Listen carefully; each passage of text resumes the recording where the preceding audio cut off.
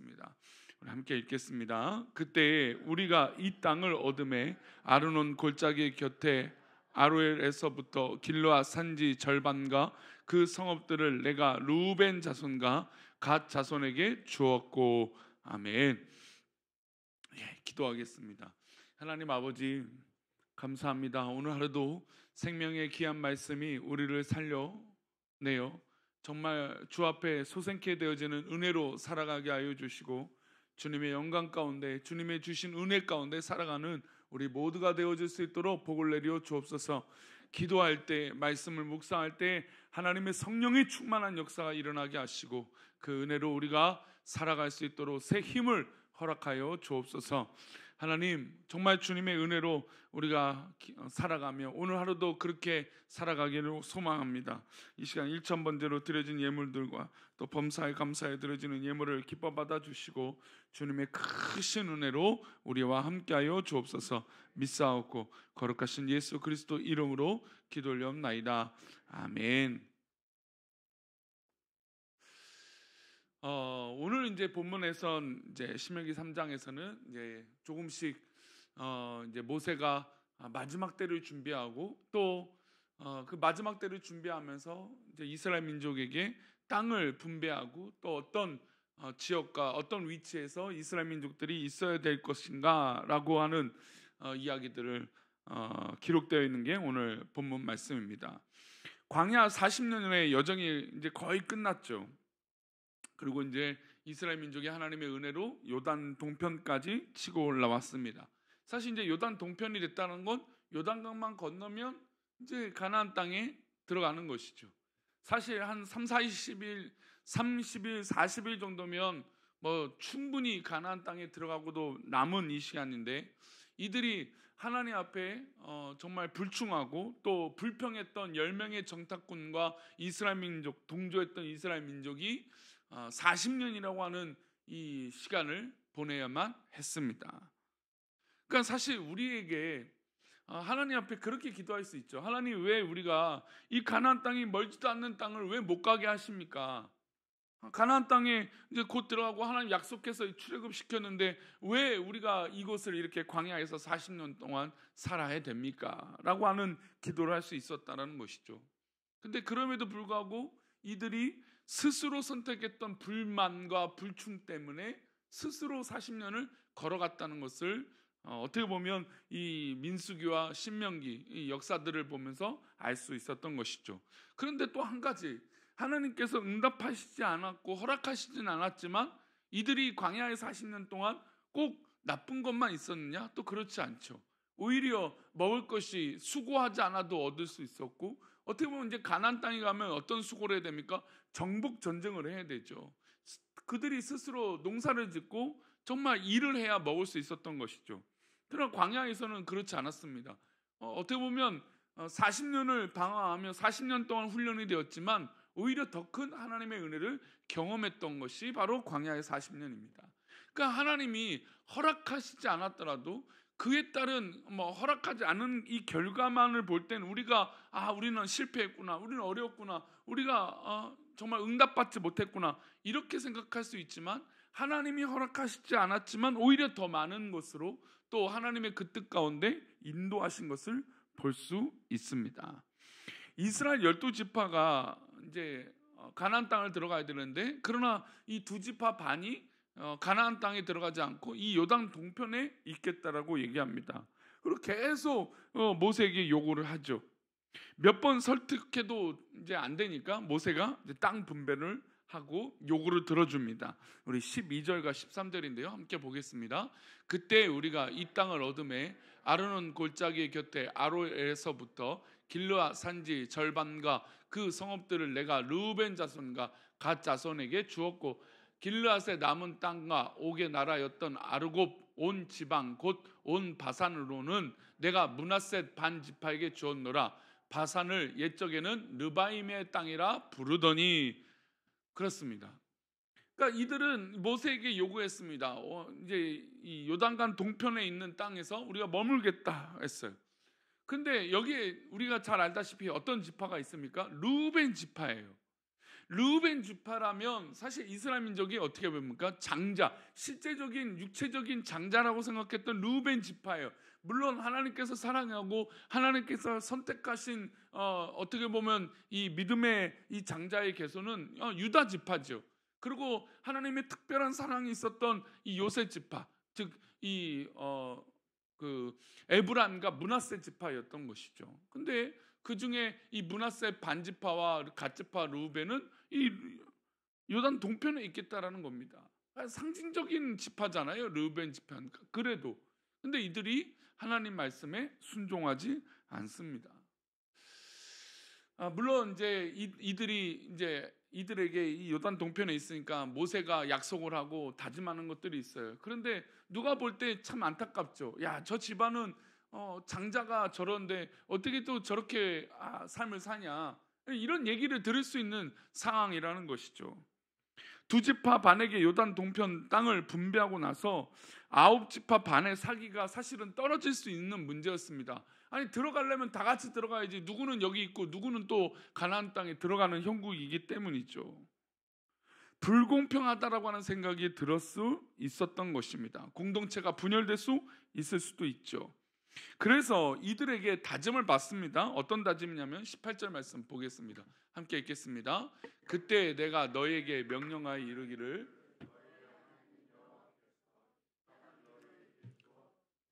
되게 하셨은즉 너희의 군인들은 무장하고 너희 형제 이스라엘 자손의 선봉이 되어 건너가되. 자, 허락은 했습니다. 자, 요단 동편에 이 므낫세 갓지파와 르우벤 지파와 갓지파와 므낫세 반지파는 요단 동편에 있어라. 그 대신 이제 어디를 갑니까? 가나안 땅에 정복 전쟁을 해야 되는데 군인들은 함께 참여해라. 그런데 또 조건이 있습니다. 이 군인들이 참여하는 것뿐만 아니라 어떻게 하라는 것이죠? 선봉에 서라. 전쟁의 가장 치열한 맨 앞자리에 이들이 서라는 것입니다. 이렇게 되면 이스라엘 나머지 9지파 반은 어떻게 될까요? 이해할 수 있다라는 겁니다. 이들이 요단 동편에 있지만 우리와 그냥 이제 인연을 끊고 우리와 모른 척하고 가는 것이 아니라 이제 우리와 함께하며 이들이 목숨을 걸고 우리와 함께 싸우겠다라고 하는 것으로 다짐받는 것이죠. 그러니까 사실 우리가 우리의 뜻대로 된다라는 건 우리가 그만큼 각오와 또 우리가 그만큼 훈련되어지고 또 우리가 그만큼 포기하는 것이 있어야 돼요. 근데 아무것도 하지 않고 그냥 무조건 내 뜻대로 된다라는 것은 사실 있을 수 없는 것이죠. 하나님 앞에 쓰임 받는 부분도 그렇습니다. 내가 훈련되어지고 내가 준비되어지고 내가 헌신하고 이런 부분이 있어야 되는데 무조건 다 된다? 그럴 수는 없는 것이죠. 이들이 요단 동편 땅을 자기의 원한대로 차지했지만 이들에게 요구되는 건 전쟁에 앞장서서 선봉으로 싸워야 된다는 것이었습니다. 우리가 기도의 자리에 나오는 이유는 나 자신만을 위해서가 아니라는 것입니다. 우리가 기도하는 것은 우리가 기도할 때 우리 가정이 살아나고 우리가 기도할 때 우리 공동체가 살아나고 우리가 기도할 때 우리 교회가 살아나고 이 나라 이 민족이 살아난다는 것을 잊지 말아야 될 것입니다. 은혜 받은 자가 먼저 모범을 보여야 돼요. 하나님 앞에 쓰임받는 성숙한 자가 더욱더 모범을 보여야 된다는 것이죠. 하나님의 나라를 위해서 애쓰고 노력하고 또 분투해야 우리 자손들에게 물려줄 수 있는 아름다운 공동체를 이루고 또 물려줄 수 있는 것이죠. 이어서 모세는 자기 자신의 기도를 하나님께 드리고 있어요. 그리고 모세는 간절하게 하나님께 한 번 더 구합니다. 어떤 걸 구할까요? 이가 가나안 땅에 못 들어가잖아요. 이렇게 기도합니다. 25절 말씀입니다. 함께 읽겠습니다. 구하옵나니 나를 건너가게 하사 여단 저쪽에 있는 아름다운 땅 아름다운 산과 레바논을 보게 하옵소서 하되. 그러나 모세는 이렇게 간절한 기도를 드렸음에도 하나님 앞에 뭘 경험합니까? 거절을 당합니다. 26절 27절입니다. 함께 읽겠습니다. 여호와께서 너희 때문에 내가 진노하사 내 말을 듣지 아니하시고 내게 이르시기를 그만해도 족하니 이 일로 다시 내게 말하지 말라. 너는 비스가 산 꼭대기에 올라가서 눈을 들어 동서남북을 바라고 내 눈으로 그 땅을 바라보라. 너는 이 요단을 건너지 못할 것임이니라. 모세는 간절하게 하나님 앞에 기도했습니다. 그러나 하나님은 또 어떻게 하셨습니까? 거절했습니다. 근데 거절하는데 이렇게 표현하시죠. 내게 이르기를 그만해도 족하다. 그러니까 더 이상 기도해봤자 소용이 없다라는 뜻이죠. 이 일로 다시 내게 말하지 말라. 그리고 모세가 죽을 자리를 하나님께서 말씀해 주셨어요.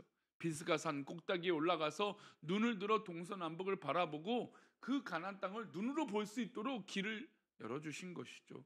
사실 이제 120세가 된 이 모세의 눈은 사실 이렇게 노안이 올 수 있잖아요. 그런데 하나님의 은혜로 어떻게 됩니까? 가나안 땅의 땅을 다 볼 수 있도록, 그리고 이들이 정복 전쟁을 하고 요단강을 건너는 모습을 다 보게 하셨다는 것이죠. 물론 언제까지 어떻게 봤는지 모르지만 이가 이렇게 건너는 모습을 볼 수 있고 가나안 땅의 모습을 싹 봤다라는 겁니다. 그에게 주신 하나님의 은혜는 비록 들어가지 못하지만 그 땅에서 가나안 땅을 바라볼 수 있는 은혜를 허락하신 것입니다. 그런데 우리는 늘 기도할 때 결론이 그렇죠. 하나님, 우리는 가나안 땅에 들어가야 됩니다. 무조건 저 땅을 차지하는 것을 그 자리에 내가 있어야 됩니다. 우리는 늘 그렇게 기도하죠. 그러나 하나님께서 때로는 우리에게 거절하실 때가 있다라는 겁니다. 그 거절이 때로는 좀 힘들고 어려울 수 있어요. 왜냐하면 우리에겐 되게 중요한 문제이긴 하니까요. 하지만 그것이 나의 뜻대로 되지 않았을지라도, 하나님께서 못 건너가게 하시는 그런 일일지라도 하나님의 뜻이라면 우리는 그 뜻에 더 깊은 계획이 있음을 믿고 순종해야 될 줄 믿습니다. 즉, 거절당하는 이유가 분명히 있다라는 것이죠. 출애굽 2세들에게 거절받은 기도에 대해서 말하고 있는 것입니다. 사실 우리가 하나님께 드리는 기도 중에 거절당하는 제목들이 의외로 있습니다. 우리가 하나님께 기도하지만 미루시거나 지연하시는 경우도 있습니다. 또 분명하게 요구를 하지만 분명하게 되지 않는 경우들도 있습니다. 거절당한 기도는 부끄러운 것이 아닙니다. 기도의 본질을 넓혀보면 하나님이 대답하셨다는 것 자체가 응답이에요. 그러니까 즉 거절하신 것도 응답이라는 것입니다. 그러므로 거절 또한 응답이고 그것은 안 되는 것이다. 요단강을 건너는 것은 안 되는 것이다. 두 번 다시 이 일로 나에게 말하지 말라라고 하셨던 하나님의 이 말씀은 결국 모세에게 응답이라는 것이죠. 사실 우리가 이것을 응답으로 받아들이기는 쉽지는 않습니다. 아니, 그렇게 위대한 모세잖아요. 아니, 진짜 이 이스라엘 민족이 변덕스럽고 교만하고 하나님 앞에 불평할 때 자신의 생명책에 이름을 지어달라고 할 정도로 정말 애썼던 지도자 아닙니까? 근데 그 지도자가 가나안 땅에 못 들어가요. 누가 봐도 이거는 조금 아쉬운 일 아닙니까? 그런데 하나님 앞에 거절당했음에도 그것을 하나님의 넓으신 계획과 그 뜻을 믿기에 모세는 거절당해도 오늘 비스가 산에 올라가 그 가나안 땅을 바라보게 된 것입니다. 오늘 이 말씀을 통해서 우리가 먼저 받고 우리가 먼저 구원을 받고 우리가 기도하는 사람들 아닙니까? 그렇다면 기도의 넓은 그릇이 우리 성도들 가운데 있기를 축원합니다. 때로는 내 뜻대로 응답되어지면 또 감사하죠. 하지만 거절당해도 하나님의 놀라운 은혜. 사실 제가 지난주에 우리 이제 가르치는 거에 대해서 5월달에 참 저는 계속 도전받는 건 우리 미래 세대들에게 가르쳐야 된다. 아니, 얼마나 못 가르치면 이렇게 아이들이 정말 바른 것을, 옳은 것을 잘 하지 못할까라고 하는 생각을 해봅니다. 근데 그것 중에 하나 오늘 말씀에 힌트가 있어요. 우리 요즘 아이들이 거절을 몰라요. 거절당하는 걸 몰라요. 안 돼라고 하는 것을 몰라요. 아기 때는 뜨거운 물 만지면 안 돼라고 하지만 점점 크면 부모님들이 손을 놔요. 포기해요. 가르치는 걸 정말 기뻐하지 않아요. 우리 아이들이 거절도 받아들이고 그것이 성숙하다라는 걸 알아야 되는데, 아니, 사회생활 이 경험이 없다 보니까 사회생활 할 때 어떻게 됩니까? 거절을 당하니까 막 분노하고 폭발해요. 그것이 요즘 뭐냐면 사랑에 대한 결핍 중에 하나가 데이트 폭력과 또 이별 후에 사람들을 괴롭히는 일들이에요. 스토커라든지. 왜요? 거절을 못 받아들이니까 막 스토커를 하고 또 데이트 폭력을 행하고 막 그런다는 것이죠. 그러니 거절당하는 것은 얼마나 깊고 놀라운 은혜가 있는 것인지 모릅니다. 하나님의 뜻이라면 이건 더 놀라운 것이죠. 그러니 오늘 하루도 물론 우리 뜻대로 되면 참 좋겠죠. 그러나 혹시나 하나님 뜻 가운데 아닐지라도, 그리 아니하실지라도 하나님의 놀라운 은혜로 우리가 살아가야 될 줄 믿습니다. 그렇게 승리하는 저와 여러분 되시기를 축원합니다. 기도하겠습니다. 하나님, 우리가 오늘 하루를 살아갑니다. 귀한 하루를 살아갈 때 우리가 주신 하나님의 은혜로, 놀라운 은혜로, 정말 하나님 기뻐하신 은혜로 살아가기 원합니다. 정말 하나님의 놀라우신 뜻이 정말 하나님 기뻐하신 그 뜻대로 살아갈 수 있도록 복을 내려주시고, 정말로 우리 성도들이 하나님의 뜻이라면 그 뜻대로 살아가는 것이 얼마나 귀하고 감사한 일인지 또 고백되어질 수 있도록 복을 내려 주옵소서. 그리 아니하실지라도 하나님의 뜻이기에, 또한 그리 하실지라도 또 하나님 뜻이기에 정말 기뻐하고 승리하는 복된 하루가 되어질 수 있도록 복을 내려 주옵소서. 우리를 그렇게 인도하시고 붙잡아 주실 것을 믿사오며 거룩하신 예수 그리스도 이름으로 기도 올리옵나이다. 아멘. 하늘에 계신 우리 아버지여, 이름이 거룩히 여김을 받으시오며 나라에 임하옵시며 뜻이 하늘에서 이룬 것 같이 땅에서도 이루어지이다. 오늘날 우리에게 일용할 양식을 주옵시고 우리가 우리에게 죄 지은 자를 사하여 준 것 같이 우리 죄를 사하여 주옵시고 우리를 시험에 들게 하지 마옵시고 다만 악에서 구하옵소서. 대개 나라와 권세와 영광이 아버지께 영원히 있사옵나이다. 아멘.